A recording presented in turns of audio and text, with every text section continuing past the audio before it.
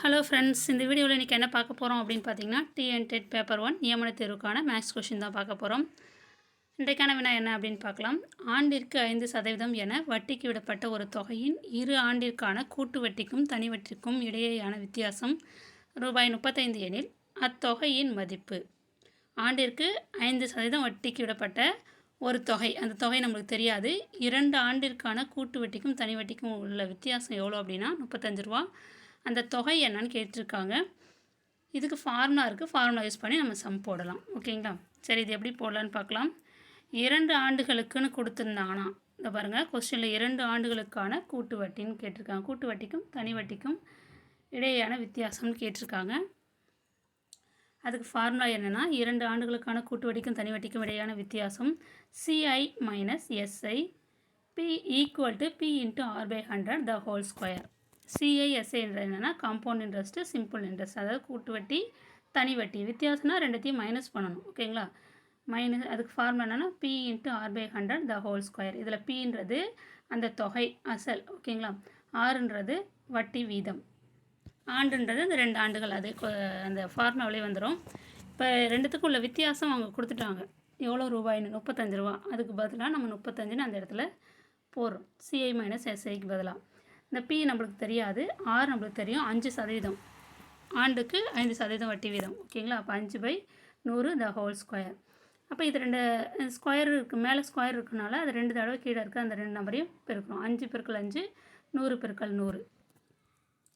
அடுத்தது பாருங்கள், 5 5ஆல் பெருக்கினா 5 25, 100 × 100 10,000. ஓகேங்களா? இப்போ அப்படியே கேன்சல். இது இந்த P அந்த பக்கம் வச்சுக்கிட்டு நம்மளுக்கு Pயோட வேல்யூ தான் தேவை, அந்த தொகை தான் நம்மளுக்கு தேவை. மற்ற எல்லாத்தையும் அந்த பக்கம் கொண்டு போயிடுங்க. கீழே அங்கே டிவைடில் இருக்கிறது அந்த பக்கம் போச்சுன்னா மல்டிப்ளிகேஷனில் போயிடும். 25 கீழே அங்கே டிவைடில் போயிடும். அதான் இங்கே போட்டிருக்க பாருங்கள். அடுத்த ஸ்டெப்பில் 35 × 10,000 / 25. இதை படிங்க. 4 25 100, அப்போ 400 வரும் இந்த இடத்துல. ஓகேங்களா? 400 25 10,000. அப்போ 35 400ஆல் பெருக்கணும் அப்படின்னா 14,000 கிடைக்கும். அப்போ அந்த தொகை எவ்வளோ அப்படின்னா 14,000 ரூபாய். அதானே கேட்டிருக்காங்க. அத்தொகையின் மதிப்பு 14,000 ரூபாய். ஆனால் ஆப்ஷனில் வந்து எதுவுமே 14,000 இல்லை. அப்போ ஆப்ஷன் எல்லாமே தப்பு. இதில் கொடுத்துருக்கிறது ஆன்சர் இது தான் வரும். ஓகேங்களா? 4 ஆப்ஷனும் ராங்கு. ஆன்சர் வந்து 14,000 ரூபாய். ஓகேங்களா? அடுத்த சம் பார்க்கலாம். இதான் லாஸ்ட்டு சம். இந்த கொஸ்டின் பேப்பரில் லாஸ்ட்டு சம் இதான். இது என்னென்னா, டெட் பேப்பர் 1 கொஸ்டின் பேப்பர் 2022 நடந்தது. இதை பற்றி டீட்டெயில்ஸாக தெரியணும் அப்படின்னா பார்ட் 1 வீடியோ பாருங்கள். அதுலேருந்து தான் நான் போட்டுட்டு வரேன். இது பார்ட் வந்து 15. படத்தில் எக்ஸின் மதிப்பு, இந்த படம் கொடுத்துருக்காங்க. இதில் எக்ஸ் எங்கே இருக்குதுன்னு பாருங்கள். அதனுடைய மதிப்பு என்னென்னு கேட்டிருக்காங்க. இதனுடைய மதிப்பு தான் அவங்க கேட்டிருக்காங்க. ஒரு ஆங்கிள் கொடுத்துருக்காங்க, ஒரு கோண அளவு கொடுத்துருக்காங்க, 50 டிகிரின்னு கொடுத்துருக்காங்க. ஒரு முக்கோணத்தில் 3 கோணங்கள் இருக்கும். அதில் ஒரு கோண அளவு கொடுத்துட்டாங்க, இன்னொரு கோண அளவு எக்ஸ்ன்னு கொடுத்துருக்காங்க. அந்த எக்ஸோட மதிப்பு தான் கேட்டிருக்காங்க. ஓகேங்களா? இந்த சம் வந்து எந்த புக்கில் இருக்குது அப்படின்னா 7th ஸ்டாண்டர்ட் மேக்ஸ் புக்கில் டேர்ம் 2ல் பேஜ் நம்பர் 74 இருக்கும். இந்த நம்பரும் இருக்கலாம், இந்த நம்பருக்கு பதிலாக வேறு நம்பர் இந்த இடத்துல கொடுத்துருக்கலாம். பாருங்கள், இது எப்படி போடுறது அப்படின்னு பார்த்தீங்கன்னா, இதில் 2 கோடு போட்டிருக்காங்க இல்லையா? இது என்ன அப்படின்னா, இந்த 2 பக்க அளவுகளும் சமம்னு சொல்லி கொடுத்துருக்காங்க. ஓகேங்களா? சம பக்கங்களுக்கு எதிரே உள்ள கோணங்கள் வந்து சமமாக இருக்கும். இதான் சம பக்கங்கள் இருக்கா, இதுக்கு எதிரே உள்ள கோணம் இது, இதுக்கு எதிரே உள்ள கோணங்கள் இது. அப்போ இந்த 2 கோண அளவுகளும் சமமாக இருக்குன்னு அர்த்தம். ஓகேங்களா? நம்மளுக்கு ஏற்கனவே தெரியும், இது சம்மந்தமாக முக்கோணத்தில் 3 கோணங்களின் கூடுதல். முக்கோணம் எடுத்துட்டாலே இந்த சம்மில் அடிக்கடி வந்து இது மாதிரி சம் தான் இந்த எக்ஸாமில் கேட்குறாங்க. டெட் பேப்பர் 1லையாக இருக்கட்டும், இல்லை SCT எக்ஸாமில், இந்த நியமன தேர்வுக்கும் இது மாதிரி வகையான கொஷின்ஸ் கேட்கலாம். அது இல்லாமல் TNPSCலையும் இது மாதிரி கொஷின்ஸ் கேட்குறாங்க. இது என்னென்னா, ஒரு முக்கோணத்தில் அமையும் கோணங்கள் அப்படின்னா 180 டிகிரி. அமையும் கோணம் குறுங்கோணமாக இருக்கும். அது இல்லாமல் 3 கோணங்களின் கூடுதல் வந்து 180 டிகிரியாக இருக்கும். ஓகேங்களா? முக்கோணத்தில் 3 கோண அளவுகள் இருக்கும். இங்கே ஒன்று, இங்கே ஒன்று, இங்கே ஒன்று. இந்த 3 அளவுகளின் கூடுதல் வெவ்வேறாக இருந்தாலும் சமமாக இருந்தாலும் அதனுடைய கூடுதல் வந்து 180 டிகிரியாக இருக்கும். ஓகேங்களா? அதில் ஒரு கோண அளவுகளும் எப்படி இருக்குன்னா குறுங்கோணமாக இருக்கும். அது மட்டும் தெரிஞ்சு வச்சுக்கோங்க. இப்போ அதுலேருந்து நம்ம சமம் போட போகிறோம். சம பக்கங்களுக்கு எதிரே உள்ள கோணங்கள் சமம். ஓகேங்களா? இது சமம், இதுக்கு எதிரே உள்ள கோணம் இது சமம் இல்லையா? இந்த பக்க அளவுகள் சமம்னால இதுக்கு எதிரே உள்ள கோணம், இந்த 2 கோண அளவுகளும் சமமாக இருக்கும். அப்போ இது எக்ஸ்னால் இதுவும் எக்ஸ் தான். ஓகேங்களா?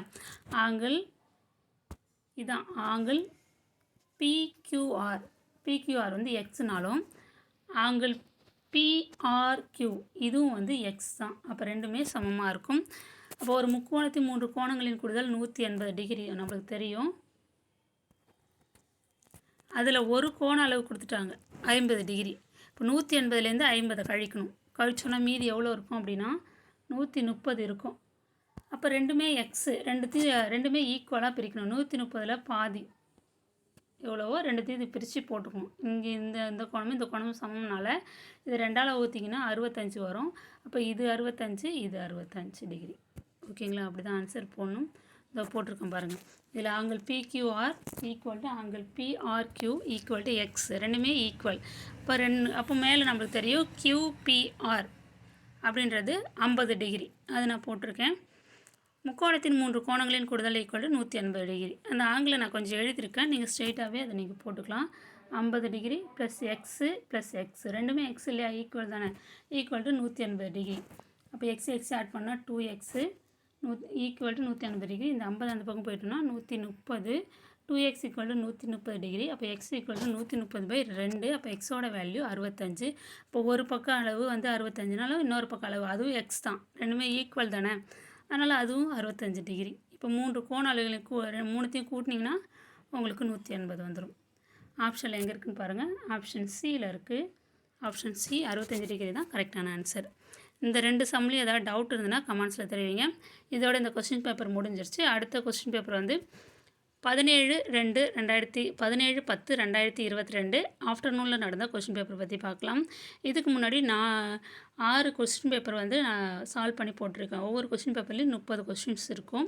மேக்ஸ் கொஸ்டின் ஒவ்வொரு வீடியோலையும் 2 கொஸ்டின் அல்லது 3 கொஸ்டின் வந்து சால்வ் பண்ணி போட்டிருப்பேன். தேவையான இடத்துல ஷார்ட்கட்டு கொடுத்துருக்கேன். ப்ளேலிஸ்ட்டில் அதுக்கான கொஸ்டின் பேப்பர் நம்பரோட அந்த தேதியோடு கொடுத்துருப்பேன்.